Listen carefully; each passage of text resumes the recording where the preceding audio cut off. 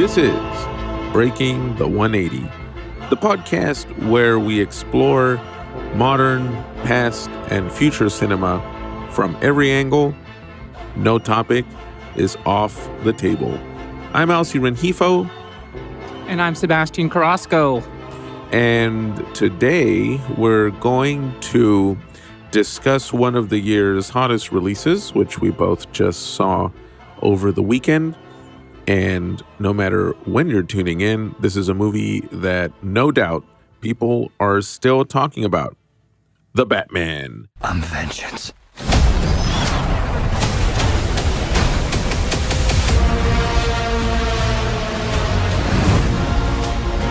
It's black and blue and dead all over.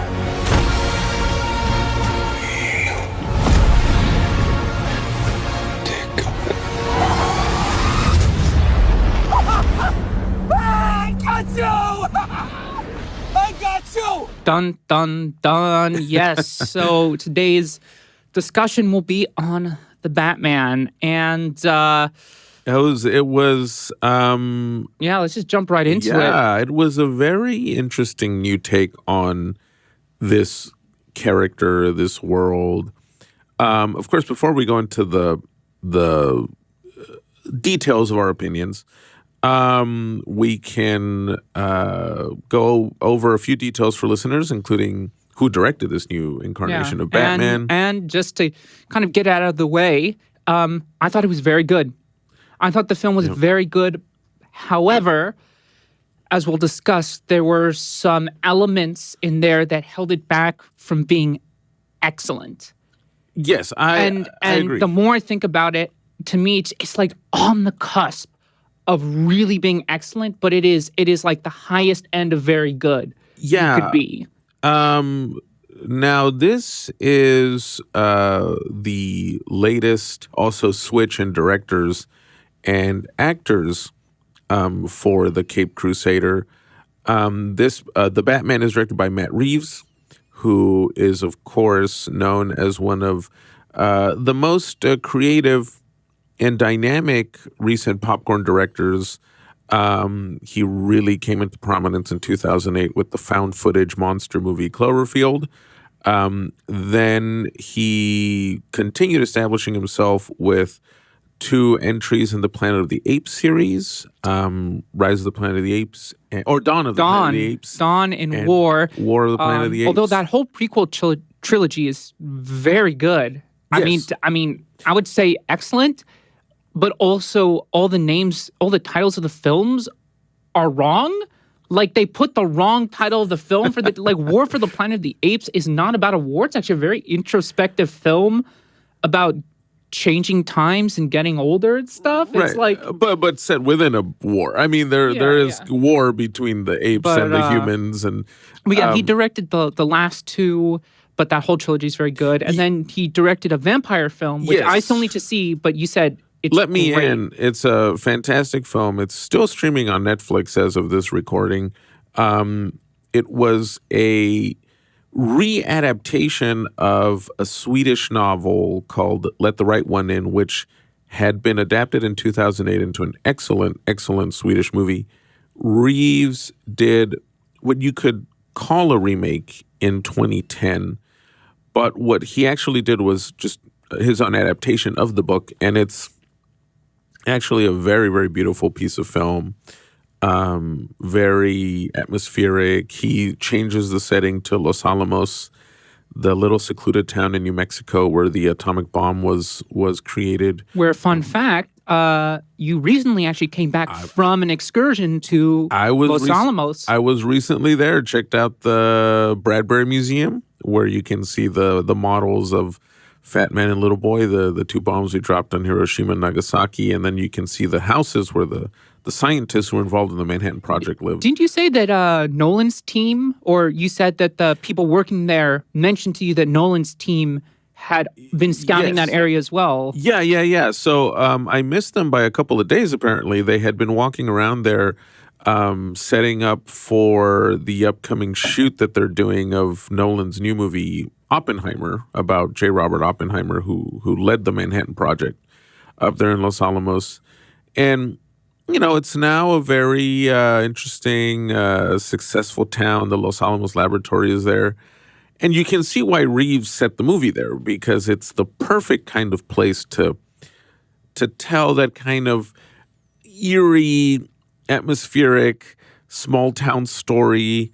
Let Me In is about a young boy who, has a single mom, and he becomes friends with this mysterious girl who, before long, we find out is a vampire. And I won't spoil more for any viewers who haven't seen the movie, but it's definitely worth checking out. It's a movie I'm also mentioning in detail because as we go into Batman, it kind of gives you a sense of how Reeves arrived to the vision of Batman that he presents in this new movie. Well, I would also say, I still need to see Let Me In, but from the films I have seen of his, he understands how to balance big pictures with intimate character studies. Yes. One of the things that surprised so many people about Dawn and War, and even Cloverfield to an extent, was the fact that, yes, that, they're trying to tell these epic tales, but ultimately he really understands the human element. Because, right, humans are what essentially drive stories. We are the storytellers. Well, so he knows how to combine these really dynamic images with well-sketched out characters. And also, Reeves knows how to inject subtle social commentary into the movie. So Cloverfield, back when it came out in 2008, was considered the first effective, post 9/11 world monster movie. So there's all these images in the movie that kind of reference the fears of that 9/11 generation and also the images from the attacks themselves. So for example, there's a scene where the monster is coming down Manhattan, right? And he starts smashing these buildings. And then when the buildings collapse, the main characters in the movie have to run away from this giant cloud of debris that's rushing towards them. And it looks just like those famous images of the Twin Towers collapsing and covering all of Manhattan in dust. Well, also, it's a found footage film. Yeah. So you really are there with the characters. Actually, the main character is the one holding the camera and talk about, similarities to 9/11, right? After the dust has settled, a lot of media outlets got footage of the street level. The destruction. Exactly, and all that. exactly. And it doesn't feel exploitive. It does feel like Reeves using pop history or pop art to explore recent history. And I will now segue into the Batman I'll start by saying, this is a Batman that it's an excellent popcorn film, excellent genre film, if you want to use a more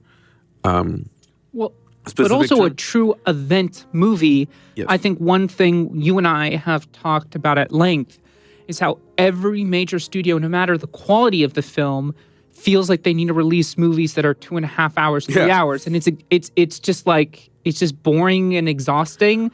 Yeah. But this, being in the theater, watching this on the preview night, it really felt like I was going to the opera. I was really there, and I felt exhausted after it in a good way. I was like, I just sat through a spectacle. Yes, but I'll also add, I totally agree with you on that, and at the same time, it's a spectacle tailored for the times, right? This isn't Batman, the Christopher Nolan Batman. It's not Batman, the Tim Burton Batman. It's not the colorful, fun Joel Schumacher Batman. This is a Batman who operates in a world that's uncertain, it's dark, it's noirish, everything is corrupt in this Gotham City. It's kind of like Batman the Animated Series, but cranked up to 11. Yes. And I think one aspect of the film I really liked, I would actually say the main character of the film itself is Gotham. Yes, absolutely. It is the dirtiest, most disgusting version of Gotham we've ever gotten. And one story beat that Matt Reeves, I don't know who co-wrote the film, but the team they did that's great is that at the end of the story, yes, Batman solves one problem, but solving that problem doesn't mean that all of Gotham's problems are fixed. He just fixed one problem in this decrepit cesspool of poverty, corruption. Well, you got that opening scene that establishes Gotham as some kind of urban, capitalist hellhole. I mean, even in the Dark Knight, right? Like when, not really spoiler, but sort of spoiler. I mean, the movies came out in 2008. Yeah. When Batman helps take down organized crime, you kind of get the sense that most problems are fixed, and that's not really how life works, which is the element I loved so much in Reeves's film. Yeah, well, I would compare Reeves's take on Batman to noir and of course, and on another level, to German expressionism. You know, these movies like M, The Last Laugh, The Blue Angel, where even The Cabinet of Dr. Caligari, in this sense, in that, well, first he uses a lot of the architecture to convey the darkness that's swirling inside the characters, but also to convey the very moral decay of the place. Like, if you notice, it's raining all the time. Columns stretch up into the sky and everything is in shadow. Even the police station in this Batman feels so decrepit, and you can't really see people's faces, and everyone is decked in shadow. And that Commissioner Gordon looks like Lieutenant Gordon in this one looks like he drinks every night when he goes home because he's probably so depressed about the situation. And I think, in terms of like production design, I think it touches on another thing that I wish more movies did, right?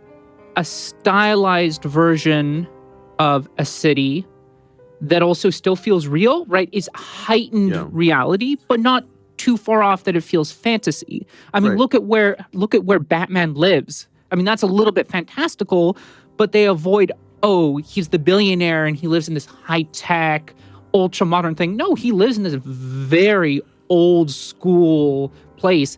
The police department seems very old school. It looks like their tech is outdated by 30 years. In fact, when the first trailer came out, I thought this was a period piece. It looked like it was like a taxi driver, but of course, you see modern cell phones and you see modern cars, but that's the only hint this takes place supposedly in modern day. Well, and even Batman himself, there's, playing Batman, right, is like the role every actor covets. And over the years, we've had, Michael Keaton, Christian Bale, Val Kilmer, Batfleck, Ben Adam Affleck, West, Kevin Conroy. I mean, the voice actor, we've got to put him on there. Yeah, from the animated series.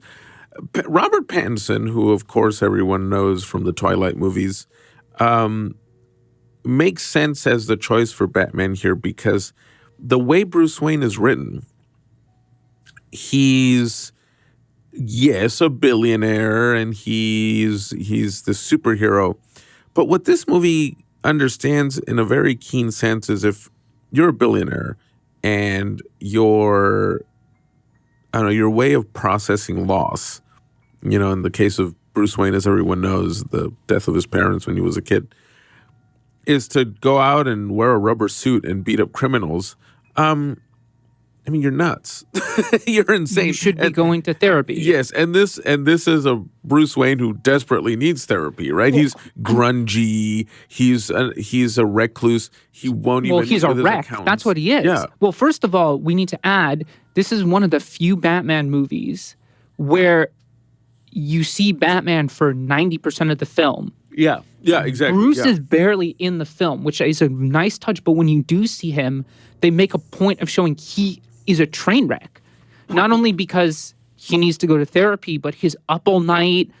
His eyes are bloodshot. Yeah. I mean, he looks unhinged. If he wasn't rich, he would probably end up being one of the Riddler's social media followers. We'll get into that, of course, later about the Riddler, what he signifies. But Yeah, in this interpretation, Bruce Wayne is definitely a perturbed guy who I mean, he takes it out on the criminals. yes. There's only one time you actually hear Batman's name, and Yeah. that's Bruce Robert Pattinson at the very end of the film. Everyone calls him Vengeance, right? I mean, by the way, one of the best introductions of Batman we've ever gotten. Yeah. I mean, he's psychotic. I mean, he doesn't hold his punches. He doesn't know when to stop. And the film, they kind of tackle that. It's that in the cesspool, what does Batman need to be in order to even have a hope of changing things? Yeah, exactly. He's a man infected by the environment he operates in this movie. He's not above the environment. Yeah. He is a product of it. Same with Catwoman, played by Zoe Kravitz. Oh, she's just awesome. Yeah, she's so good in the film, and Who was also, by the way, in a very interesting little film directed by Steven Soderbergh. Kimmy. Yeah, she was in Kimmy recently. What's so good about her in this movie? It's the same thing. Catwoman, she's not some ultra brilliant thief or I don't know. It's not like the other movies where she doesn't walk around with a whip, doing crazy stunts. In the world of this movie, Catwoman comes from the underworld. Well, she does do those things, but they actually set her up. Right. Anne Hathaway, she was very good in 2012's The Dark Knight Rises, but she just kind of shows up and does things. Well, she's the typical Catwoman in that movie. Yeah. I mean, the classic interpretation of Catwoman. Whereas Kravitz's Catwoman, or Selena Kyle, as she's called throughout the movie, is a person scarred and emerging out of this criminal underworld where she operates. Batman first meets her at this, underground club where the Penguin played amazingly by Colin Farrell, I would say, because he's We will need to talk about him in a little bit. And she's looking for a friend of hers who has disappeared within that underworld. And by the way, another interesting touch I want to bring up. I don't know if you noticed, but her friend, Annika, I think was her name, was Eastern European, which does touch upon a very, very real issue about sex trafficking that goes on around sex and human trafficking around the world, and that a lot of poor Eastern European ladies, the countries they come from, are having problems. Yeah. And the only way for them to escape is to basically get involved with these even worse elements. Yeah, these trafficking rings that are connected So to... that was a, I mean, talk about setting a tone that's extremely dark. But the allusion to that and how that's incorporated into the plot is very... well, it's fantastic. Very well done. And it gives, again, the film that connection to a real decayed, corrupt world, this kind of gritty environment where... you could just be sucked in and disappeared. So that setup of the characters is fantastic. And then, yes, let's talk about the Penguin.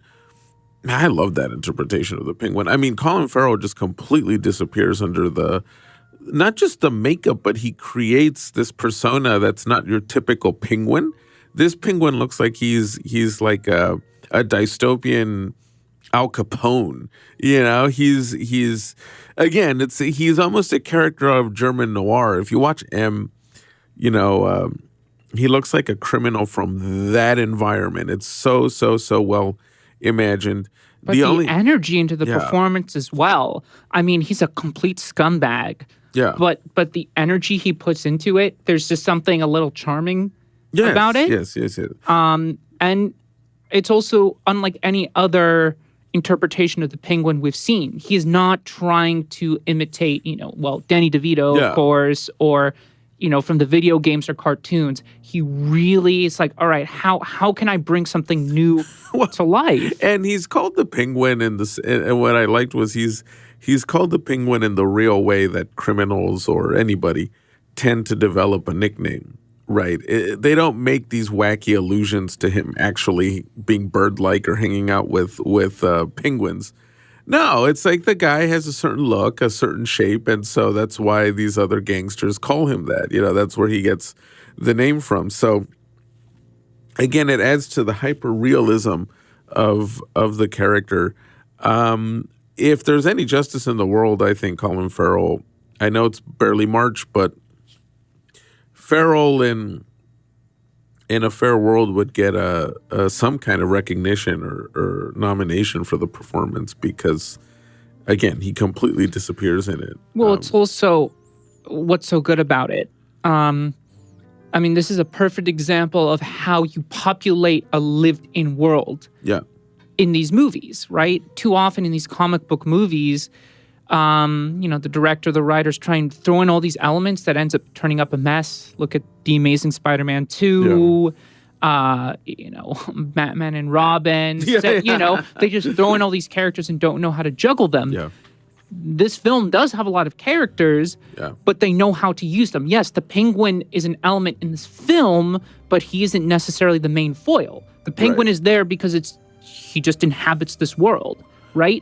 They know how the pieces fit. Yes, yeah. Well, yeah, because spoiler alert, but the Penguin at first he's not necessarily the main villain here. He's a henchman for this other top local gangster, Carmine Falcone, who's played by John Turturro, and it's a good way of introducing the character. The real villain in the movie, who we of course must discuss, is the Riddler, played by Paul Dano in one of his most effectively deranged performances. Dano is, he's always played roles that kind of hint at being a little nuts, but here he's really a little nuts. Look at Prisoners. Yeah. Here he's allowed to let loose, to completely let loose.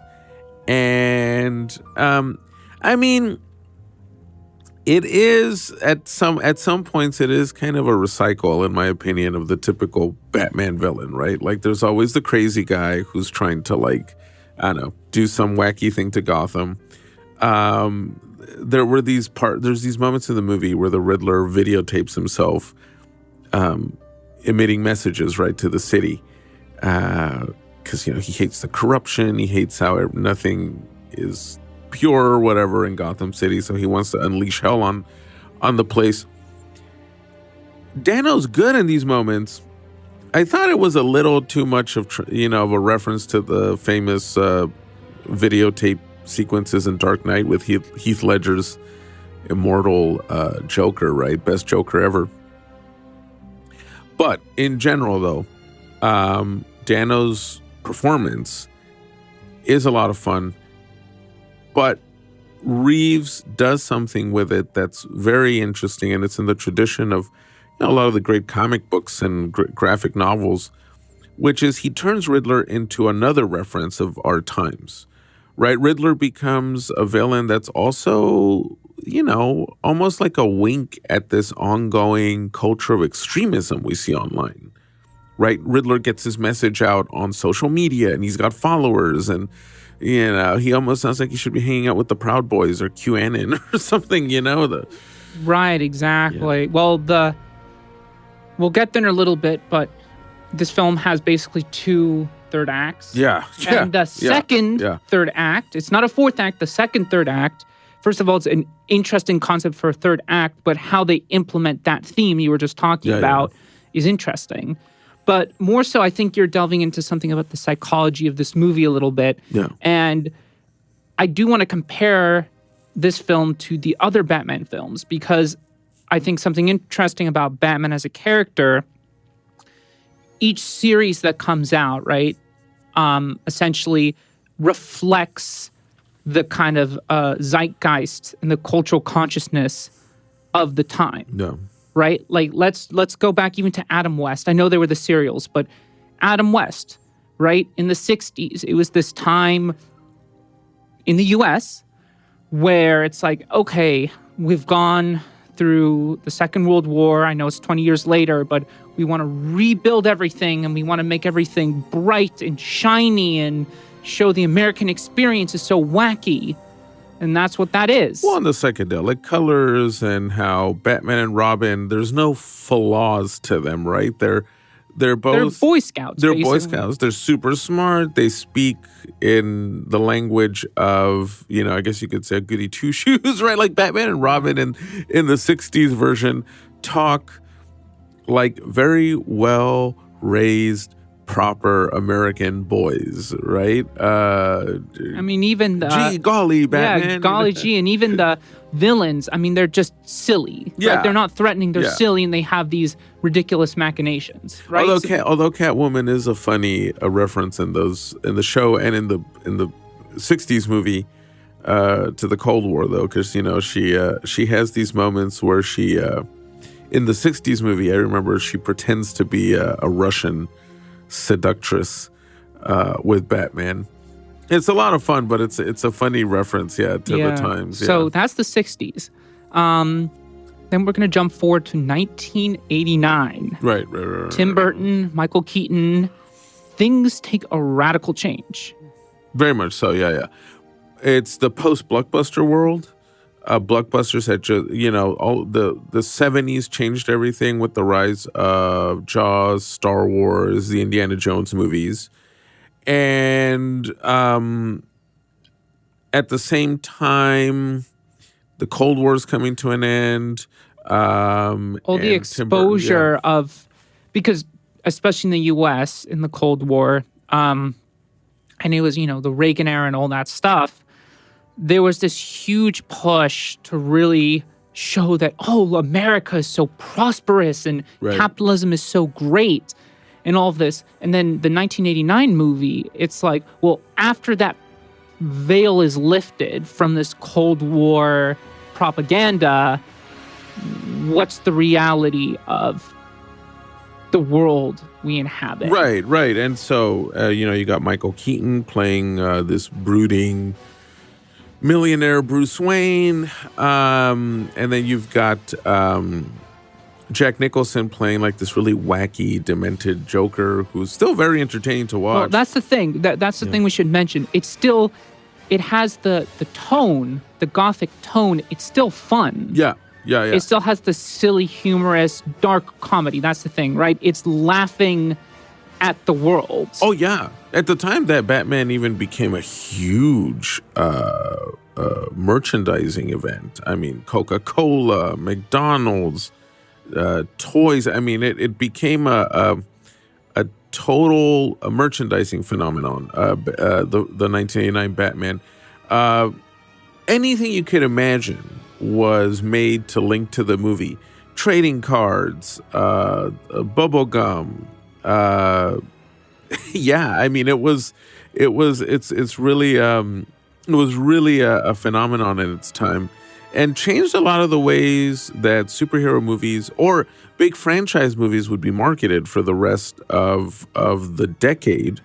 And then we get to Returns, which very similar tone, a little bit darker, but it's still it's that the Christmas idea. Batman movie. The Christmas one of the best Christmas movies ever. Yeah. But it's that idea of having dark themes, but still kind of poking it with a stick. You know what I mean? Like having the goofy fun with it, but the dark comedy. It's like, man, we've really been through some stuff. Like, let's just kind of riff on it, but not in a slapstick kind of way. And Tim Burton had only agreed to do that one if he had been allowed to change the tone of the first movie, right? He famously said, okay, I'm going to do another Batman, but it's got to be different. So instead of the kind of noir Art Deco look of the 89 Batman for the 92 Batman Returns, Tim Burton turns it into this snowy, gothic, Christmassy type of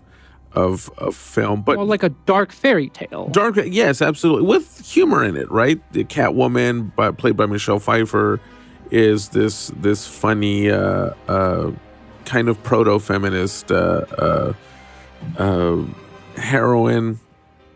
Well, first she's an antagonist, but she's deep down she's got a heart of gold. The Penguin is just this kind of. I mean, he's literally a deformed bird, basically. Bird.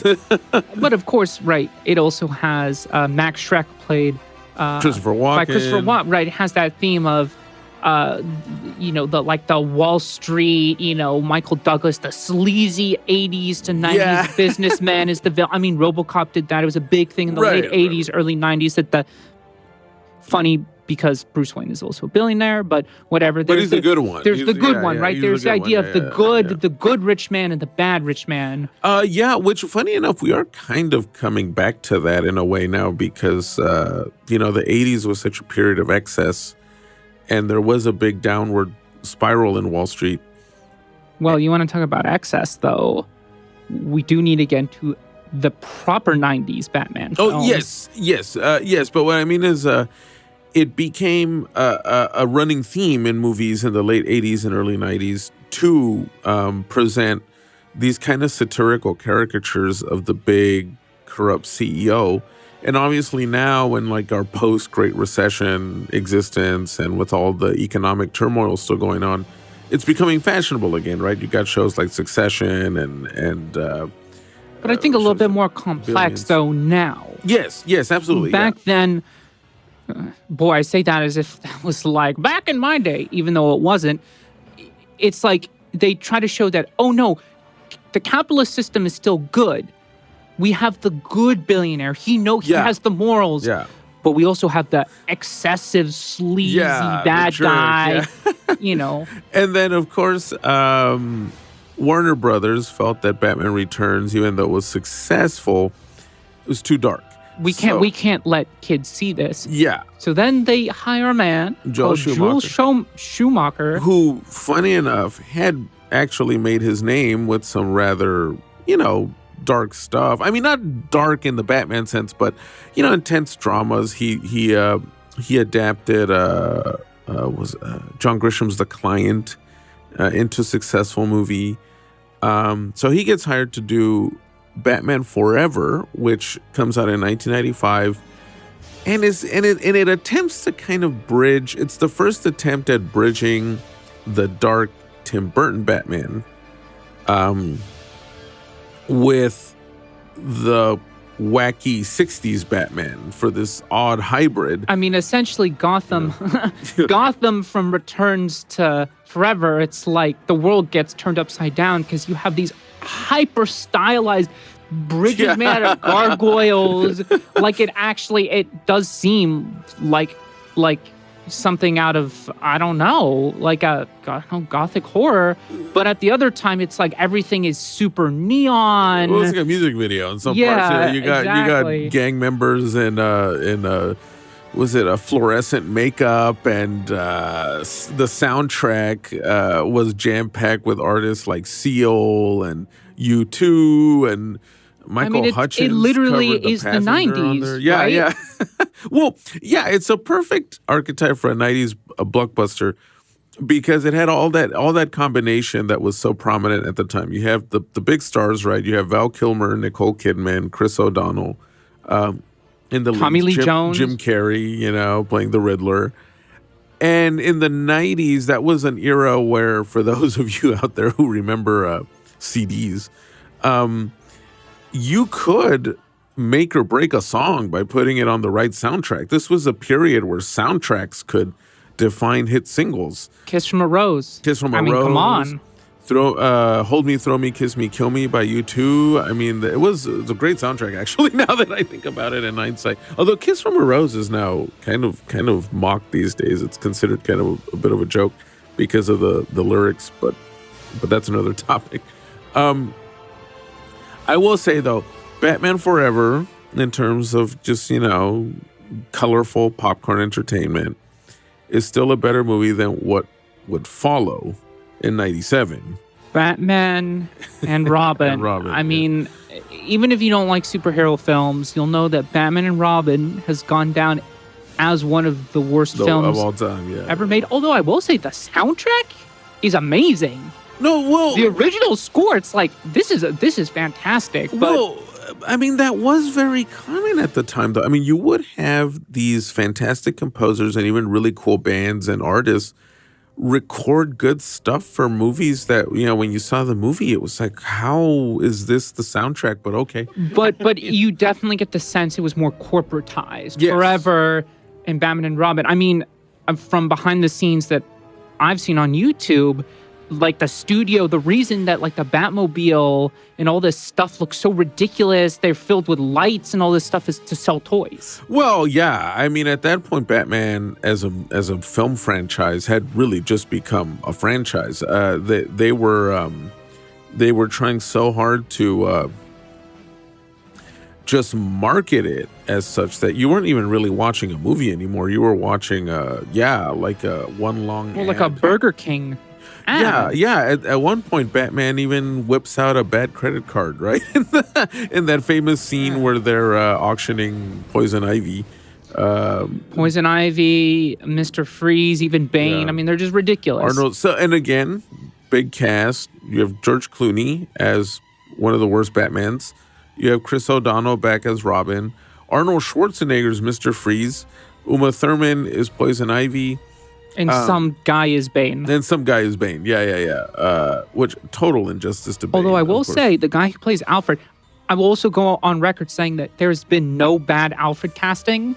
But the guy, I think he was in all those four. Quadra. He was. He's the an 90s amazing Alfred. I mean, the scene when he's dying and that conversation he has with Bruce is legitimately a fantastic scene. It feels completely disconnected from the rest of the film. No, he was a great actor. I mean, he defined Alfred for all of the 90s. Him and of course the voice of whoever voiced the Alfred in the animated series, those defined Alfred for a long time as like the serene, smart butler. That was Michael Gough played Alfred in the 90s Batmans, and he was just so good. It's interesting to see how Alfred's evolved since, right? Because now Alfred, we'll get into that later. Okay, we're almost there, guys. We're going through this for a very specific reason, because it plays into what this film is doing. Exactly. Obviously, Batman and Robin. There was supposed to be, of the Schumachers, supposed to be a third one. I think it was supposed to be called Batman Triumphant. That didn't happen. Right. 97. Right. Oh, yes. Well, because Batman and Robin was considered such a big disappointment. No live action Batman. I mean, there were, the Batman the Animated Series and that whole cartoon universe, but no live action. And of course there was, we must mention from this period, it came out in 94, much earlier from the Batman and Robin, but Batman Mask of the Phantasm. Excellent animated film. Excellent. I almost forgot that Batman Mask of the Phantasm is one of the best Batman films. Yeah, period. Just period. One of the period. few animated Batman films that was released in theaters. I didn't see it then. Before I was born. I have seen it. It was. I had to take a beat there because it is really incredible. I did not see it in theaters. I was too young to go to a theater by myself at the at the time, but I remember seeing it on video, and it was, I mean, quite an experience. Even then, because the themes were so rich for an animated movie. The music score by Shirley Walker, who did the animated series, it just knocks it out of the park. I mean, it definitely, if you listen to the Danny Elfman score and the animated series score, they're kind of cousins in the best way. Not a ripoff, but it gets that tone. Yes. But the other thing about Mask of the Phantasm is you didn't even have to watch the animated series. It does a really great job of reintroducing Batman, but also telling its own story with very mature themes. I will even say, before we move on from Batman and Robin, I actually still hold that the animated series is probably the best interpretation anywhere of Batman. The movies are, of course, I mean, they're so wildly different, right? Yeah, but the animated series just brilliantly captures what the world of the Batman comics establishes so well, especially after that transformative period in the 80s when Frank Miller remade Batman into essentially the image of Batman we have now with his Batman Year One comic series, which reestablished Batman as a dark, gritty detective And the animated series, because you have the space of an animated series, it explores all these characters and all these themes, and it reaches a maturity level that you don't get in animated programming anymore. I'm just thinking of the two-part series where on the origin of Two-Face, and how it also explores mental health issues and abnormal psychology and all this. It's very, very fascinating. So yeah, definitely the animated series and Mask of the Phantasm are gems.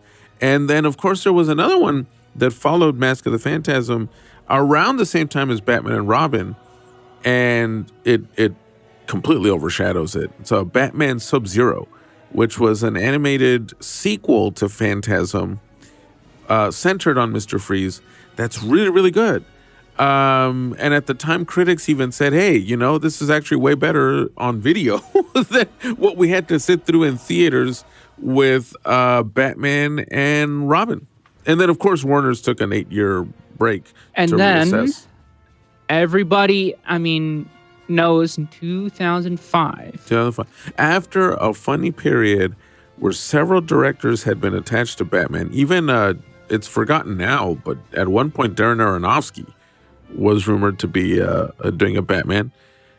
And then Warner settled on Mr. Christopher Nolan. And these three films, Batman Begins, The Dark Knight, and Dark Knight Rises, are very, very, very much about a post 9/11 world. Oh, absolutely. Especially Dark Knight. Wow. Yeah. Like if you want to talk about really capturing, and I think for me it's especially relevant because that's a period of time I remember the most. Yeah. Well, it's really the only period of time because all those other films came out before me, so I didn't really experience the 80s or the 60s. My goodness, but Well, I didn't in experience the 2005, 60s yet. it was the idea of Yeah. we're gonna basically strip out the comic book aspect of Batman and literally transplant him into the real world. So Christopher Nolan's Batman films, well, I'd say Batman Begins is the best quote unquote Batman film, but essentially they're just really solid films that have Batman in them. Yeah, I think Roger Ebert made an interesting point about Batman Begins, where he said the point of this movie isn't that it believes Batman is it's almost like it knows Batman as a concept is not realistic, but the movie is pretending it is realistic. And that's so Nolan established this idea of taking a character like Batman and you could say take it seriously, right? Like he's filming Batman as if Batman were a real drama. It's with a straight face.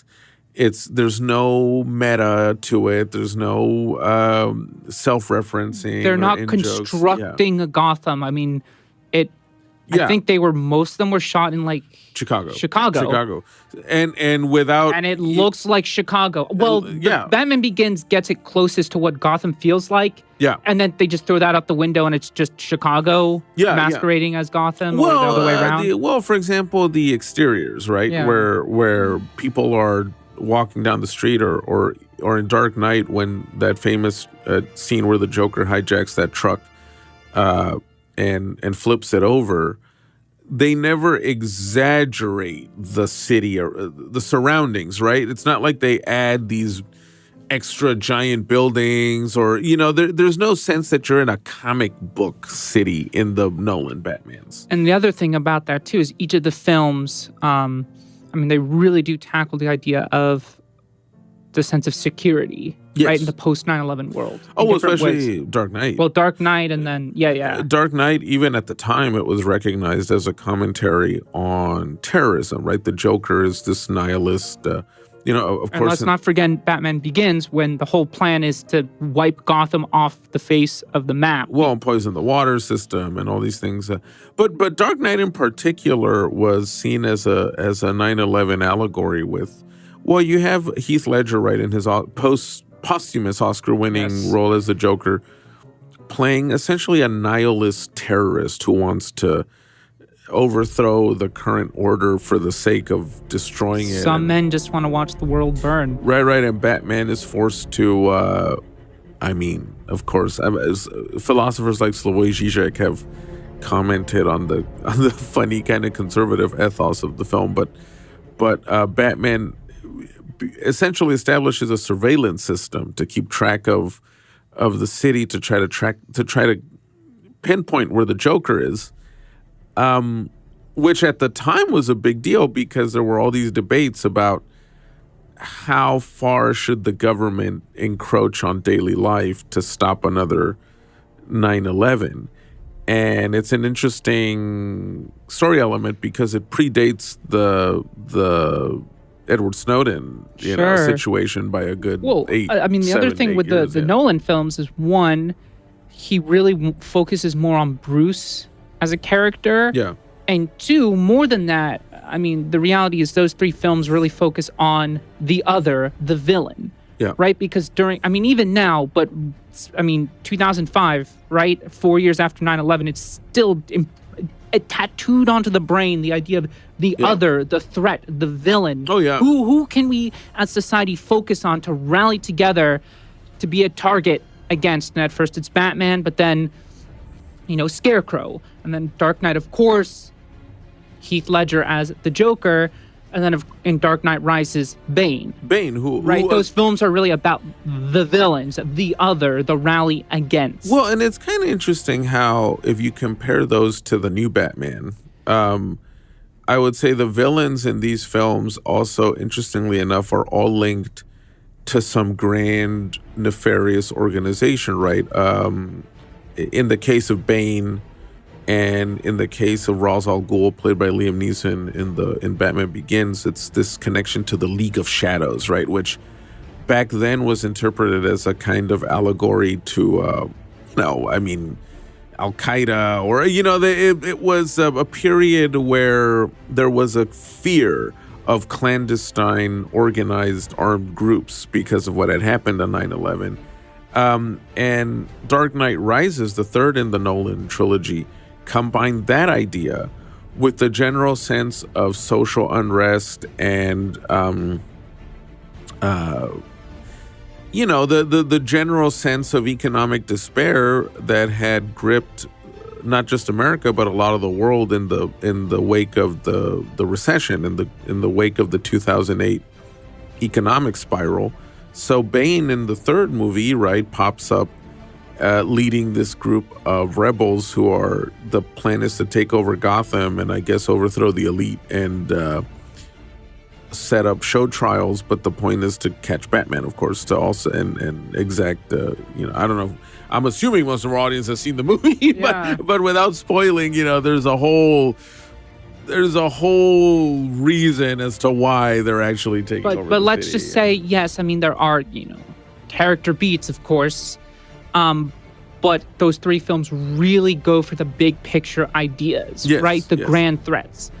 And now the reason we kind of went through the major cinematic outings is because I really feel like Matt Reeves comes in and he makes the Batman, which has this interesting space in our time. And we should quickly mention that after Dark Knight Rises, right, we didn't have a solid Batman movie for almost 10 years.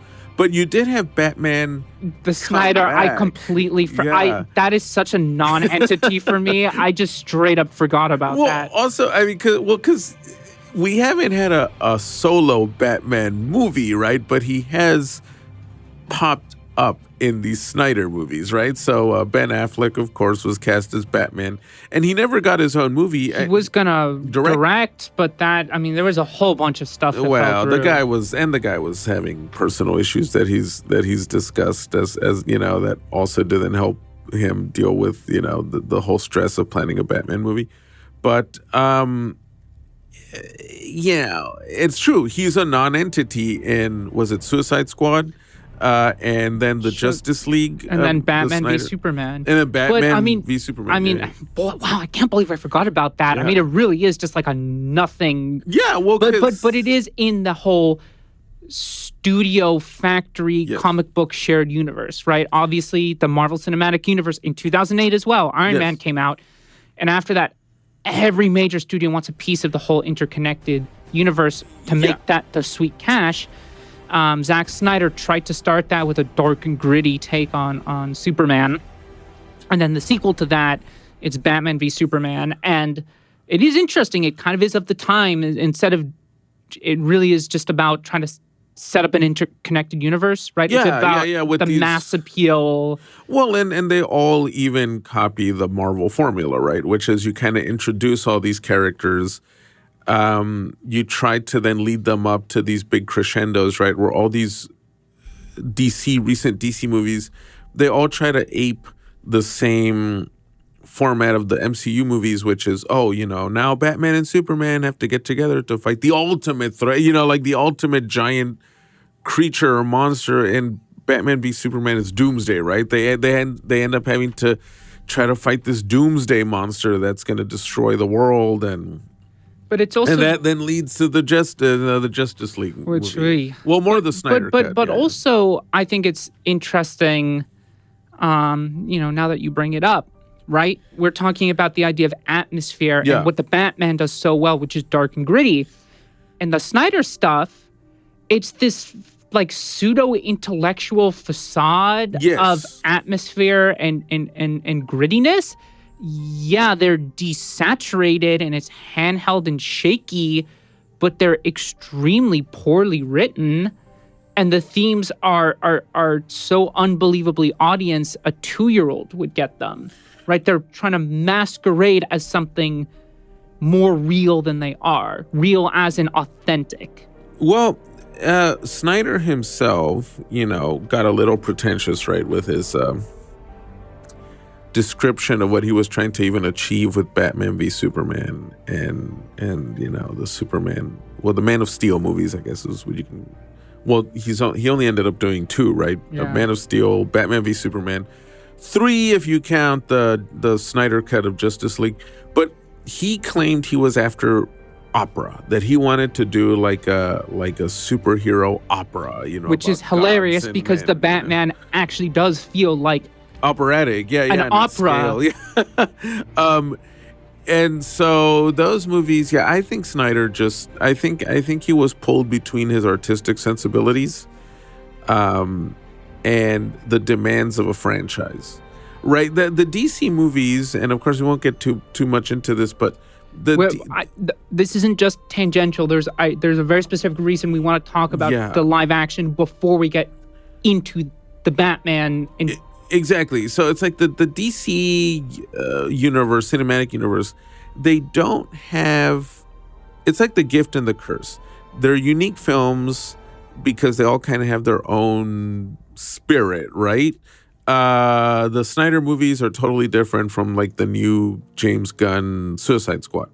But there's not that unifying voice or glue in the form of Kevin Feige, exactly. right? The best way I can describe it, the Marvel Cinematic Universe, they all fit into a formula that works, but it's even a formula. Visually, they all have this weird gray filter that like eliminates any texture to the image. It's so weird, but they're pretty consistent for the most part.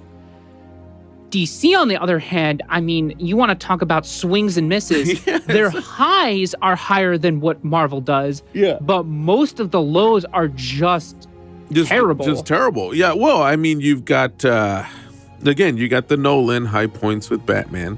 Then you've got the Snyder low points with Batman v Superman. Now some people claim, I thought Wonder Woman was perfectly fine. Yeah, people think Aquaman was the saving grace, but I hate that movie. I think it's the most insulting movie ever. The first Wonder Woman is a fine popcorn film. It's a good entertainment. Its cultural impact is better than the film. Yes. And people conflated those two ideas. Yes. The second Wonder Woman was... Well, we can talk about that another day. Talk about a train wreck. But that was just an overbloated But that's the whole shared universe stuff. Exactly. They're all trying to do that there. Same thing with... and then Aquaman, Yeah, Aquaman, I think, is a big splashy, It's a turd in the water. mess. But audiences in general liked it, and James Wan, had a big hit there, and he's got the next one coming up. But leading up to the Batman, now we have a new reinvention of Batman that Before stands that, apart from these. Very other important to bring up. There's the Joker movie, which yes, is pretty good. Yes, but, yes, but Joker. DC, they're trying to do so many. They're doing the shared universe stuff, but then they're also doing standalone stuff, which are better. But that's another example, though, again, of what we're talking about. Because Joker, the 2019 with Joaquin Phoenix, the second actor to win an Oscar for playing the role, stands completely apart from the other DC movies, right? It's its own thing. It's not even. I mean, I guess you could aesthetically link it a little bit to this Batman, but it's not. Again, I don't want to spoil, but if you go see the Batman, you'll realize there's no linkage between the two. So, but anyway, that's a very long road of saying this Batman is extremely particular, and the reason I like it is it does encapsulate the times we live in. Right. Things are an absolute mess. Are the generation older than us? Yeah. They set up these systems that are just a cluster of corruption. Yeah. There almost feels like there's no way out. And this Batman in particular, the character of Batman, it's a lot more introspective, right? Because we're in this age where especially Gen Z, millennials, I think we're trying to shift towards more focusing on, everyone's different, mental health levels and trying to be a little bit more introspective in some aspects, but at least put ourselves out there more with like the TikTok stuff. Yeah, I think this Batman is suited for a world where there's no faith in the system, right? Everyone is kind of wondering how to grapple with a system that seems like it's failing. Even the heroes there's no heroes, right? Like they're protagonists, but they do bad things. They're more morally complex. Well, yeah, like this Bruce Wayne is it's like, okay, you're glad he's fighting crime, but he's not necessarily admirable. This is the first Batman I can think of where I don't know how to say it. It's like you don't want to be Batman watching this Batman because he's a wreck. What I pointed out earlier is that, especially when we see Bruce, he's a literal train wreck. The sunlight burns him. He puts on shades during the daytime. He's a complete recluse. He can barely function. He wouldn't even meet with the accountants. And even Alfred in this movie, played by Andy Serkis, who, of course, is famous for his, and he's of course famous for his motion capture work in various films. He played Caesar in Matt Reeves' Planet of the Apes. Andy Serkis needs some sort of special Oscar. That's a topic for another day, but man, he is incredible. He's really, really great. And in this movie, he reinvents Alfred as some kind of much more rugged, father-like figure. He's more bodyguard than butler in this one. But that's the point. Everything in this world is rough, is rougher edged. It's hard to find a way out, and people turn to extremes, right? Batman genuinely thinks that beating the pulp out of these gang members who, the illusion is that what else are they going to do? They're in this situation that there's no upward mobility. Which is what happens with Riddler as well. Exactly. His vengeance, and Riddler also feels like he needs to just take out the corruption. Right. So in the plot, the Riddler kicks off the plot by starting to target political figures in Gotham. Oh, he opens the film. Yeah. The opening shot of the film is so eerie. It's a POV. At first, you're like, oh, is it Batman? Like, who is this? And you just hear this heavy breathing. Yeah, and he attacks the mayor the outgoing mayor of Gotham. And his video messages are essentially they're an embodiment of how people feel all over the world right now, right? He's angry at the corruption. He's angry at the lying. He's angry at the system being unfair anger and is unjust. real. Yeah. But the expression of that anger, it's like when you have the fundamentals there, but you come to the wrong conclusion on how to channel that anger. And so does Bruce, by the way. Yeah. Both of them have this anger that's totally real and justified, but the way they express that anger is extreme. Yeah, no, I think that Paul Dano's Riddler, again, is a perfect channeling of this toxic internet political culture that we've seen discussed so often now in the media. Again, we won't spoil how the plot develops, but the whole scheme of the Riddler revolves around this idea of rallying like-minded people online to take part in a kind of reckoning of the city. And of course, which Bruce Joker Wayne becomes a target. thought it was doing. Yeah.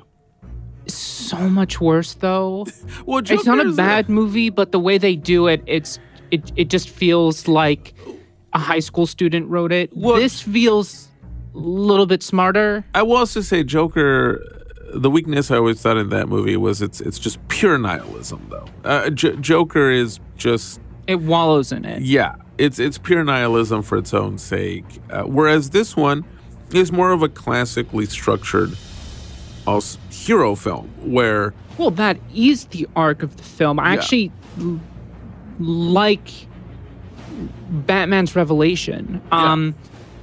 It's not really a spoiler, but he faces an adversary who repeats basically his catchphrase to him. Yeah. He says, "I'm vengeance."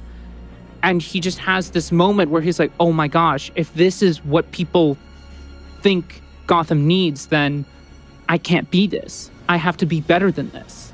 Well, yeah, it's this. There's a deeper emotional richness to this Batman.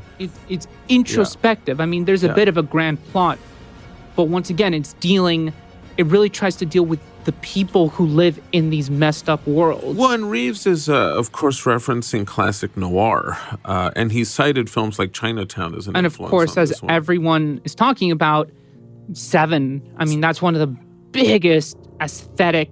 Well, visually, yes. Visually, yeah. Visually, yes. But in terms of noir, I think that, Batman goes through that interesting arc of the dark, lost detective who by the end discovers purpose, right? Where the struggle is worth it. The fight is worth it. And it's not like paradise has been achieved or anything. No, it's not a one-stop fix, which I love. That's how the world works. Yeah. The world changes, people change, but it doesn't suddenly mean that snap of the finger and now everything improves. No. It alludes to the fact that perhaps he can make a change in Gotham. Even his relationship with Selina Kyle takes on a unique perspective and a different tone than what you usually see with those two characters in these movies. And the ending isn't that easy of a resolution for them. It's just a resolution for this chapter, but it's not a definitive resolution. And of course, we have to cite the great music score of the movie.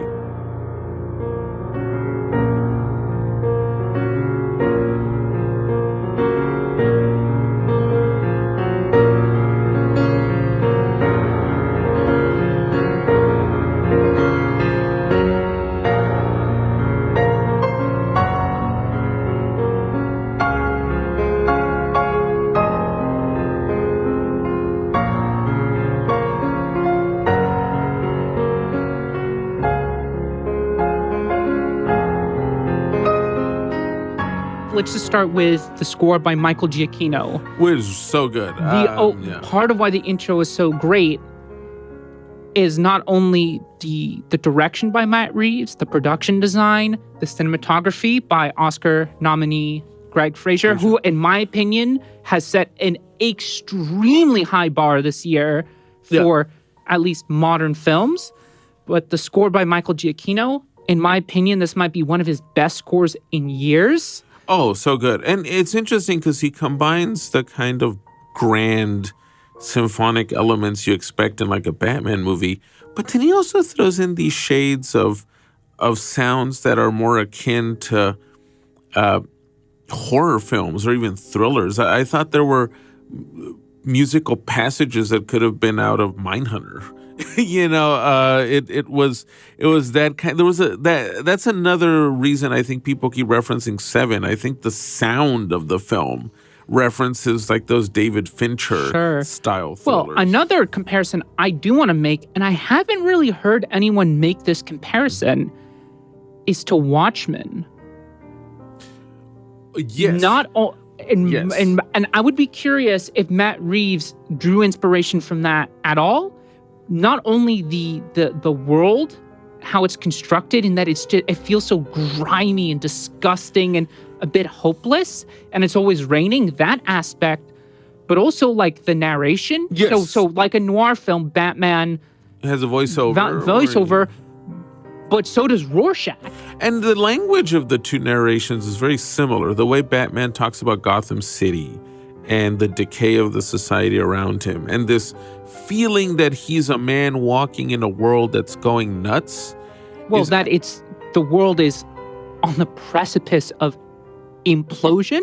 Very similar to Rorschach's narration in Watchmen, the graphic novel, and the Zack Snyder adaptation, which is Snyder's best movie. It really is. The main difference, though, is that I think Matt Reeves, instead of indulging in some of the bombast of a superhero, which Zack Snyder does for a very specific reason that I think works, Matt Reeves slows it down a little bit more.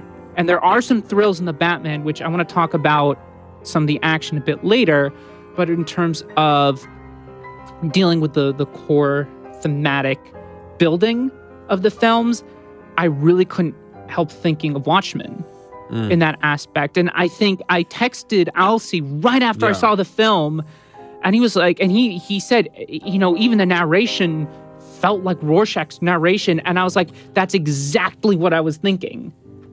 Exactly. It's this great interior monologue that they give Batman. Also, because I think it gives Batman more personality.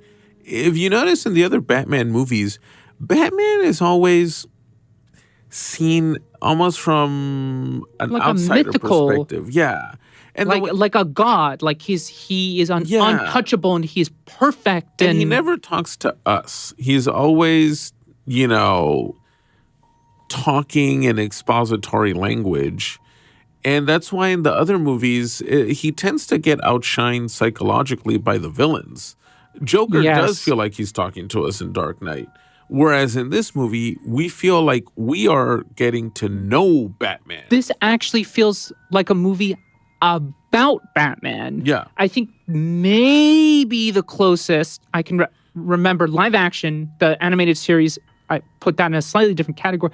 Maybe Batman Returns. Well, and on a broader scale, I mean, it's a great portrait of a fictional character who is, the man driven insane by his surroundings. This Batman, as I mentioned, he's just a fantastic character. But he feels like a product of Batman. Gotham. Yeah.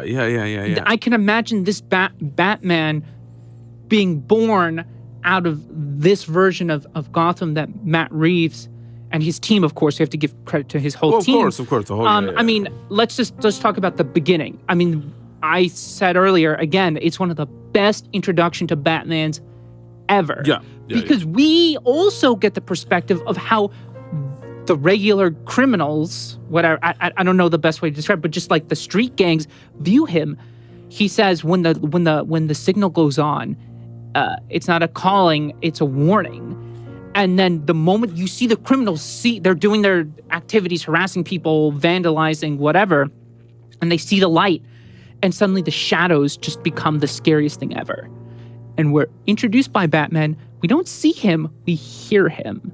We hear his boots. They make a big point of saying his boots are just, you hear it thud against the pavement, and you're like, oh no, I'm in trouble. No, exactly. What I really like about that opening too is that it's one of the few times that these movies, the recent DC ones, also really truly capture the spirit of how the best graphic novels work. Graphic novels, when they really work, have this great cinematic, almost spirit to them. I mean, they're essentially storyboards. Yeah, they're professional storyboards. But when movies try to capture that aesthetic, they end up looking too, too unreal, right? Because they're trying hard to consciously be a comic book. Matt Reeves instead is borrowing like the kinds of panels or angles you get in a graphic novel to really pull you into that world. I would compare the fabric is well woven. I know what you mean. It's like in the ones that don't work, let's say the Amazing Spider-Man or even some of the other Marvel Cinematic stuff. The moment there's the comic book panel shot, you know exactly what it is because they make a very distinct point of framing it like that. Yeah. But the texture and the fabric of the world building, it's all in there. It's seamlessly woven together. That's why I was so immersed. This one has a texture I would compare to Alex Proyas's The Crow. It's got that kind of really even Dark City. Look. Yeah, Dark City's right. But Crow was taken from a comic book, and and he captures that world so well. And yeah, Dark City was a great example of another film that borrows the aesthetic you would associate with a graphic novel, but really turns it into cinema. It's cinema adapting a graphic novel look as opposed to cinema trying to copy or imitate a graphic novel look. To pander, to put a comic book panel in there because they're going to get claps in the theater. Right, which Ang Lee, of course, also tried in the first Hulk. Well, he even took it to the extreme. He really tried to split up the screen into panels, into comic book panels in that movie, which I feel is underrated. I know Ang Lee's Hulk doesn't get much love these days, but in terms of its visual style, it's actually a very, very inventive movie. And Reeves adds to that trend in using graphic novel based films to also really explore the visual potential in these stories, right? And to just, show off some fantastic cinematography in the Batman. Him and Fraser really collaborate on some of their most dynamic imagery. Fraser first worked with Reeves on Let Me In. Reeves hired him after seeing Fraser's work in Jane Campion's Bright Star. And that inspired him to bring in Fraser for Let Me In because of his use of natural light and shadow. But they really take it somewhere else in the Batman. It's the perfect case where the style and substance, once again, I talk about weaving this tapestry seamlessly. Someone like Zack Snyder, he's on a more extreme scale where he really goes for the style. The most extreme is like Michael Bay, of course. There's a little bit of substance in a Zack Snyder film, even though most of it doesn't work. But with Reeves here, he really understands what makes something moody, right? Well, yeah, the other guys, what they go is for hyper stylization, right? Which Reeves, he avoids that in the Batman. It's not hyper stylized. Also, there's hyper stylized, but also desaturated, which he doesn't do here. Even though it's grimy at night, right? He uses those, I think they're old copper lights. I'm not sure exactly what he used, but in the Gotham, they look like those old copper lights that leave that bronze look. So it leaves this glow. Lots of use of like fire for backlighting, using fire, or in the nightclubs and stuff, right? To give this very kind of mystical kind of look. Well, there's that moody grittiness to the lighting. Even the nightclub scenes, they're very low lit, And yeah, you get that kind of strobe light effect, when Batman makes his way in and knocks a few heads around. But then when he meets with the Penguin, for example, in a particular nightclub scene, it's very low lit. So what the light emphasizes, what Fraser likes to emphasize, particularly our faces, right? That way we can see through the Penguin's face just how corrupt the Gotham underworld is. That's an excellent point you bring up. I mean, now that I'm recalling it, Reeves really knows how to frame a face. Yeah. Especially with people talking. Yeah. And I realized he actually does a lot of that. But it's done once again so seamlessly, it's not obnoxious. Like I don't know, even Man of Steel or Army of Thieves or a movie I don't like, Jackie, where it's just like so obnoxious. I think what's it called, The Shallow Depth of Field, and the face, and it's like. Well, I think too the difference is that in the movies we just mentioned, it's style over substance, right? So it's not really that the style is conveying anything about the story. It's just that it's trying to look quote unquote cool, right? How cool can you make something look? And that's something that's been pushed by directors like Snyder a lot, including with the first movie that made Snyder big, 300, which is just all exaggerated, right? It's all hyper saturated, extreme close-ups, slow motion overuse, simply to just give you a kind of video game. Not even video game. I don't want to be insulting to video games because there's a lot of good ones out there. But more the rule of cool, like a theme park kind of experience. You want the money shot all the time. Yes, exactly. And Reeves knows when to emphasize. I mean, you've seen it in the trailers. The shot of Batman. There's a trail of fire, and he gets out from his car, and the perspective is someone in a car wreck. And I'm going to say who the someone is in a second because we're going to talk about that scene. And he's upside down, and he's walking towards you, and he looks like he's hanging upside down. What a well-composed shot that means something in the context of the film. It's not just cool; it works in the scene. Well, and that brings us to a key point about the film too, which is make no mistake, it's a Batman movie, so there's action. Yes, but. What Reeves does so well, and it's something he did very well too in his Planet of the Apes movies, is that it's also not meaningless action. The action always drives the story forward, but because of the requirements of a big popcorn movie, there's still spectacular. So there's a fantastic chase sequence. And when he says spectacular, I'm going to piggyback on that, and where I'm going to say, and this is spectacular, quite literally. Yeah. I mean, there's a car chase. Yeah. A little bit halfway through the film that had my jaw on the floor. Because here's the thing. It's not like Batman is chasing a bomb or he's trying to go to a blue beam of light.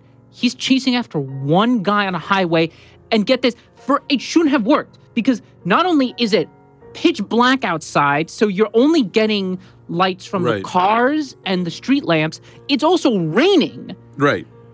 But it's so visceral and intense because it feels it doesn't feel like... Well, you can tell, first of all, you know the geography of everything. Yes. There's no shaky cam. Everything is extremely well framed. One, the editing is very precise, and Batman doesn't drive like a big, huge comic book car. No, he drives a muscle car. It's like the first Batmobile that we really get to see functioning as a Batmobile. My God! And that it's plausible, right? Like it's an actual car that you could theoretically go out and find. I mean, oh my gosh, the introduction of the Batmobile with the jet engine. And you just hear this scream, the sound design for that, it's like this whining scream that is just like, this means business. And seeing how fast they go. So basically, Batman is chasing the Penguin, who's driving like a Maserati. And the reason it's so spectacular is not only the stunt drivers, how it's framed, but how the tension is escalated. Yes, like So what are the obstacles? Okay, it's just a chase. We've seen that. One simple thing: they drive on the wrong side of the road. Yeah, what I loved was that it pulls you into the moment, and every second of that car chase feels real, and it's a great counter to. The other day on TV, I came across an oldie but a goodie, guilty pleasure, Gone in 60 Seconds. And as much of a guilty pleasure as that movie is, you can't really believe the big car chase that becomes the centerpiece of the movie. It's action for the sake of action, Yeah. It's like you're like, oh, this is cool, but I'm not invested. In the Batman, I would say the car chase is almost again in the tradition of the French Connection and Absolutely. these movies where the action is meant to What a great drive comparison. forward the narrative. Because where the camera is placed in the French Connection is super important. Yeah. In the French Connection, I don't know exactly how they shot it. You get cameras mounted on the car. Oh yeah. You get a real sense that oh God, I always forget is it Gene Hackman? Gene Hackman. And, The French Connection. That they're driving it, or at least driving at some part. And Reeves always cuts the points when Batman, he gets hit, and it looks like it hurts. Yeah. You get those reaction shots. You get the momentum of them turning the corner. Also, stuff like putting like a snorri cam on the side of the Batmobile, so when it makes a handbrake turn, you're there with the car. No, it's a dynamic sequence, and it also, I keep using that word, but that's because it is dynamic. It is filmmaking. dynamic. And Reeves, it's one of the best uses of his signature shot, which, especially after Planet of the Apes, Reeves has constantly, after Let Me In, really, Reeves has constantly used this signature shot where he likes to film car crashes from the backseat perspective of the driver. Or he likes to put you in a mobile situation where you're behind a character and it's one uncut shot. And it's just one uncut tracking shot. And he did in Planet of the Apes. He did it in Let Me In. And now he does it in this one very effectively because we see the crash once it happens from the backseat perspective of the Penguin. And it feels like you're there with the character tumbling in the car. And it's that's the famous shot moment. when Batman comes walking and you really from the feel trailer, like, oh shit. Yeah. Yeah. But that also applies to the other action scenes. I mean, I wouldn't really call it an action scene, but the first time Batman meets the thugs and he starts beating on them, you're like, oh, this guy's messed up. There's the famous scene when Batman needs to escape a location and he's like not parachuting, but he's gliding through the city. Yes. Instead of doing the classic Batman move of just flying off with his cape or I don't know, like shooting what do you call it? Instead of firing a rope that he can swing from. No, he's like a paraglider, right? He's like gliding off his suit turns into what are those called, gliders? Yeah, gliding suits. Yeah. And you can tell that they got a real stunt guy to do it, and they just did a digital face replacement because once again, they mount a snorri cam on him, and you can see the speed. Yeah. Another one. It feels like you're there with him. There's another scene you've seen in the trailers where Batman's being shot. I'm sure his armor is bulletproof, but not that bulletproof. And he's being shot, but it's completely dark, and the only illumination is from the gun barrels. Oh yeah. Well, and that's an extended sequence, and you get the sense of danger, right, in the action where you can tell that it really does feel like, okay, this guy's out there in this suit, and he could get hurt. Like if he's not careful, he also uses his gadgets well. It's like you actually see him use them to get out of situations. I mean, and they're not exaggerated gadgets. It's not like he has a bunch of stink bombs or something on him. He actually has these very practical tools that he needs to use to get out of situations. I mean, even the last spectacle of the movie, it's a very unique one as well, where Batman needs to basically fight these goons with rifles at the top of a stadium. Oh, right. I mean, we won't spoil how. I'm not going to say the context, because we want to talk about the last act in a few minutes here. But wow, yeah, very because, well. like, what an interesting, unique concept. But first of all, the way he takes him down, and the way the Batman actually gets the crap kicked out of him too. No, exactly. It's you feel like, again, it's a flesh and blood guy who can get hurt. I think one thing that the other Batman movies don't emphasize, although the Nolan ones tried to a little bit. Well, they make a certain plot point here and there. Yeah, but it's like, oh, the guy's so strong that he can, withstand anything. But in this one, it's like, no, if Batman takes a punch, I mean, it hurts. Or if he takes a bullet to the suit. Well, you know what also sells that, though, is the acting. Yes. And we've mentioned, the portrayal of Batman through writing, direction, but we've kind of omitted the actor, Robert Pattinson, who plays Batman. And of course, like every time a Batman is cast, pretty much going back to Michael Keaton, there's always backlash. Oh, this guy isn't a real Batman. But Robert Pattinson really brings interesting take.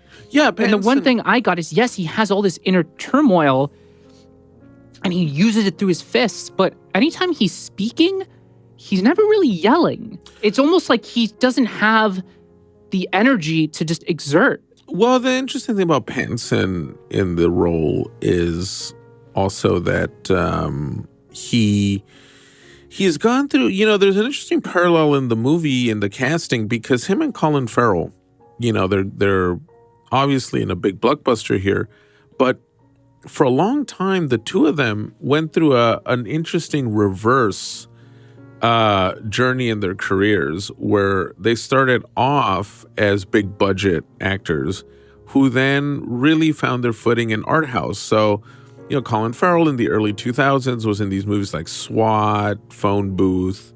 But then after he was in Oliver Stone's notorious flop, Alexander, he kind of laid low and decided to go more into art house filmmaking and really excelled in these gems like in Bruges, The Lobster.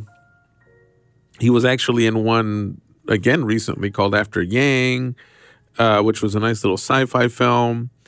And now as the Penguin, he really lets those acting chops shine.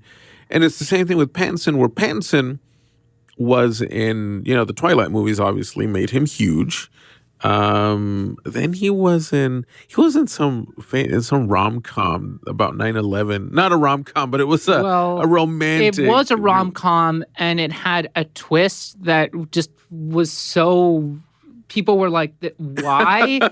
He needs to meet someone at this office building, and it turns out it's the Twin Towers on 9/11, and people are like, "Oh, come on!" Yeah. But he was also in films like Cosmopolis, The Rover, The Lighthouse, with Robert A Good Eggers. Time. But so he played Salvador Dali in a movie called Little Ashes, about Dali's friendship with Luis Buñuel. Well, I mean, he was also in Tenet. I mean, it's not like he didn't do some studio stuff, but he predominantly did focus on these really interesting projects. Yes. Regardless if, they were quote unquote well received or we liked them. You have to admit those projects in themselves are very intriguing and interesting. Yeah, and so now I think after that kind of growth and formation, that's why he brings this psychological depth to this Batman that's very different from the other Batman. He said in interviews, I think he told his agent that he only likes playing freaks. And when the Batman script came across, his agent was like, I don't know if you'd be interested in this because it's Batman. And Pattinson was like, yeah, but Batman is a freak. Yeah, exactly. Well, exactly. The great thing about his performance here is that, again, he turns Batman into an actual perturbed character. he's grungy. This is like it's funny how this movie's coming out in 2022, but it's like the first grunge Batman. Reeves even uses a Nirvana song. I was about to say that. soundtrack. Multiple. I thought it was only getting in the trailers. They use it like three. He uses it like 3 times. Yeah, in in the the movie.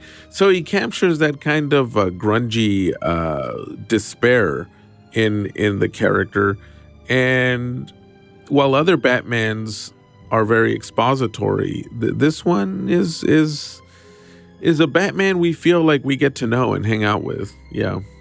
Yeah, it's a lot more in the little looks, and you feel like he's processing information. And of course, we get the journal entries, so to speak. But yes. So it's a great performance, and he's surrounded, of course, by other really good performances. right. I mean, Zoe Kravitz once again, great as Selena Catwoman. Kyle, Jeffrey Wright as Lieutenant Gordon. He's very good in the role.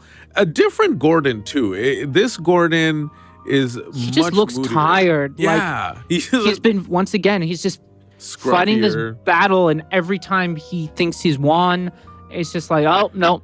And he's cautious. It's like he knows that the whole world around him is so corrupt and infiltrated by organized crime that he has to stay low. He can't like show all his cards at once. He has to play them close to the chest. Well, there's a scene when Batman has to escape someplace, and he's there with Gordon, and that interaction with them, how they're trying to play a situation, but then they're also whispering ways to like get out of it. Oh, those little touches, I really like that. That was a very, very good scene. And that was like out of like a cool James Ellroy novel or something, like Confidential. It was such a good scene. So having pointed out all these great aspects of the movie, of course we have to be fair and talk about where the movie lagged a little bit. Well, I said at the very beginning of the review, I thought this film was very good, but it just fell short of excellent. Yes, to me. Yes, and yes, I agree. One of the biggest reasons, for me, is the pacing. Yes. Yes and no. I feel the 3-hour runtime, but it didn't need to necessarily be 3 hours. I understand taking time to set up scenes, but oh my goodness, you didn't need so many shots of people slowly walking around a room. I understand the shots of Batman walking towards thugs. It gives that really like grave sense, scary sense to the situation, but there are just so many shots of people slowly walking around. It's like, well, come on. And also the fact that the third act, well, there are 2 third acts. Yeah. That's that. I felt like the movie, the day is won. I don't know. But then there's another 40 minutes, which is literally another third act. Well, yeah, on there. Because it's one of those movies where you feel you reached the ending at a really good place. Where like if it ended here, we're more than good. But then Reeves just has to add on more. I'm not even going to get into how, yes, there's extra information in the right before the credits, as every superhero movie now has to do. You have to add on a little wink at what's probably going to come up next. But it felt forced in terms of the running time. It's almost like it's in the contract now or something. When you sign up to do one of these movies, I don't know. It's like the studio just requires that it be 3 hours because, hey, Avengers was 3.5 or something, so. My understanding is that they let him put out whatever cut he wanted, or that's the story. Right. I don't understand the choice to conclude the movie and then do this whole thing. You need to choose one or the other. Yeah. It's almost like he just said, why choose when I can just leave both? That also leads into not only the pacing of having 2 third acts and just extraneous information that could have just been cut out. Like we could have gotten an establishing shot. Okay, 2 people enter the building. Got it. Yeah. But also in terms of some of the thematic material, it's juggling all like 3 or 4 different things. It's not a mess, but it doesn't fully commit to it's all crammed. of them. It's It's not BVS. It's not Batman v Superman, which is quite literally 5 different movies that are just back to back. This deals with the class divide and the idea that, billionaires have good intentions, but then when there's no follow through on that, you basically have the storyline of Batman. Then you have Selina Kyle looking for her friend. Then you have organized crime, right? And this whole plot that then connects to Batman's personal life. Then you have the Riddler and his vendetta. and they all connect at some points, but the tendrils at the end, like there is either no follow through or a clear conclusion. For example, the idea of systemic corruption. The idea is that, I mean, if you think of systemic corruption, organized crime, and law enforcement, and the establishment that is supposed to protect and serve, right? They become interlinked. And then Batman catches the bad guy, and Jim Gordon just says, "Oh yeah, these are the good cops who are come to help." But I thought you said everyone was corrupt. What happened? Where are all the corrupt ones? It just stops there. It's like there's no because the movie can't follow through on all these little details. It needs to finish the narrative, but some of the plot threads. I think Reeves, it's almost like a case of Reeves overdoing it with trying to world build, right? Like, I'm trying to build layers to this world Batman operates in. Sure, okay, but we don't need all those layers. What we need is a nice, straight, clean narrative, that just pulls you, and it does. I mean, it has a very good absolutely. story. I mean, we've spent an hour and 30 minutes talking about how great all of that is, but once again, it's kind of that excess. It's almost too much of a good thing, basically. Yeah. It's almost like a case of everything is very good in this film. You could have still trimmed some stuff. There definitely needed some trimming, and the idea that the Waynes, they were also flawed people, and how there's a bit of a downfall there, and how that things spiral out of control. Too, yeah, there's that whole. But again, that's also Reeves trying hard to. I thought that was a little overcooked. I thought that aspect of the script was a bit overcooked. Well, not only overcooked, but they're revelations that informs a character, and then a counter revelation to that, which permanently overrides the previous revelation. It's like, that's not exactly how things work. That would actually mess you up more. It's not like, just because I learned this new piece of information, it means that, now I'm feeling this new way. It means you would feel more conflicted. Well, it's almost like Reeves was trying too hard to introduce a bunch of stuff. I suspect if the next movie, because come on, there's going to be another one. At least. Yeah. I'm guessing that the next movie might be leaner because he's already introduced all this stuff in this movie. So I'm hoping that the next one is just a leaner narrative because, it's like, okay, I already explained all this and touched on all this. And this isn't a case of, the movie is bad because it's bloated. No, our point is it's a very good movie that could have been shorter, excellent. Yeah. It just needed a little more oversight.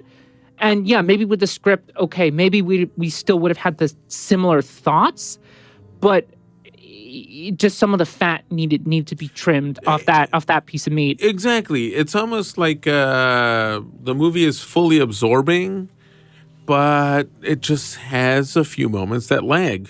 There's parts where the pacing lags before it picks up again, and you're fully into the whole.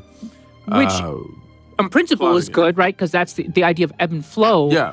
But the points that drag, when we say drag, it's because it's unnecessary drag. Yeah. It's like those minutes here and there that just need to get cut out. No, exactly. But despite that, strong ending. Great visuals to the ending.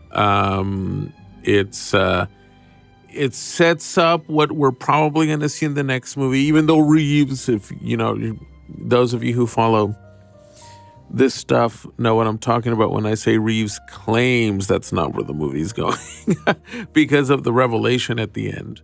I mean, honestly, I would love to continue this dirty noir thing and do a character from Grant Morrison's comic book called Professor Pig, where he's like obsessed with like plastic surgery and perfection. So he starts like killing people and trying to literally like stitch them together. I'd be fantastic. That would. A lot of people want Mr. Freeze, but I think Professor Pig. Well, because we've already seen some of the big guys in other Batman stuff. We don't need to see another Joker or whatever. But that's the problem with the relationship between these movies and commerce, which is that I totally agree with you. That is the kind of character we should see in the next Batman movie. The problem is Warner Brothers is going to tell Reeves, no, you got to bring back Joker. You got to bring back Mr. Freeze. You got to bring back, Bane or, let's at least have the Scarecrow come back, because these are the characters people recognize. These are the characters that general audiences know. So I wouldn't be surprised if in the next movie we get a familiar villain again. Hopefully, Reeves at least takes advantage to then introduce a lesser known, to the non-comic book reading public anyway, a villain under the shadow of whoever the main villain is going to be next time. But I suspect it will probably be like Mr. Freeze or something, just because that's the way the business operates, right? Sure. I know is wherever he goes next, I'm extremely intrigued how he's going to develop this version of Batman. I just really hope that the next film he just streamlines it better, because there absolutely were points in this film that I just knew. I was like, okay, this totally could have been cut. I mean, going back to The Dark Knight, that film, it's 2 hours 20. It's exactly the length I think it needed to be. Oh, but and it's solid though. I mean, it's all about the Joker. It's very focused. Very focused. It's all about the Joker. It's all about what he's doing to the city, what it means for Batman, and then how all of this ends up transforming Harvey Dent into Two-Face, right, into another monster. This movie needed that kind of leanness. For example, I was left wanting to know a little more about Riddler himself. We don't really see his origin. He's just kind of there, he's just there and he's angry. We get that he's been wronged, but we know he's been orphaned, and he makes the parallel that, when you're a rich orphan, things turn out differently. Yeah. That's good. But once again, explore that a little bit more. Yeah. Focus that. Really decide the 3 things you really do want to talk about, and really make sure that they work in parallel with each other. Yeah. I think Matt Reeves and his writing team wanted to talk about quite a few things, but then realized the plot needs to go in certain directions, so they had to leave things short or do some threads, explore some threads more than others. And it shows. It does. But overall, one of the year's first great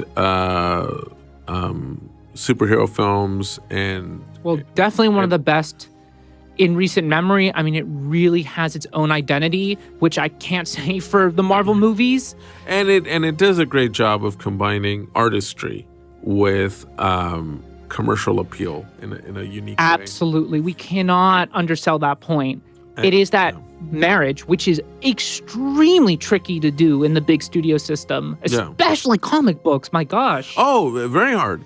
And this movie does it, and it proves that an excellent director, when given the right resources and the right freedom, even if they go a little overboard, they can still make something that's unique, memorable, and speaks to the times. Well, we reached the end of this episode, and it's been a lot of fun. This is Breaking the 180. We will be back soon with a in-depth analysis of another comic book adaptation, which has only grown in relevance with the passage of time, especially in these days of nuclear threats and World War apparently sneaking up on us just around the corner. I'm Alice Renhefo, resident film critic. And I'm Sebastian Carrasco, a resident film enthusiast. And we will hang out with you next time. Peace. And love.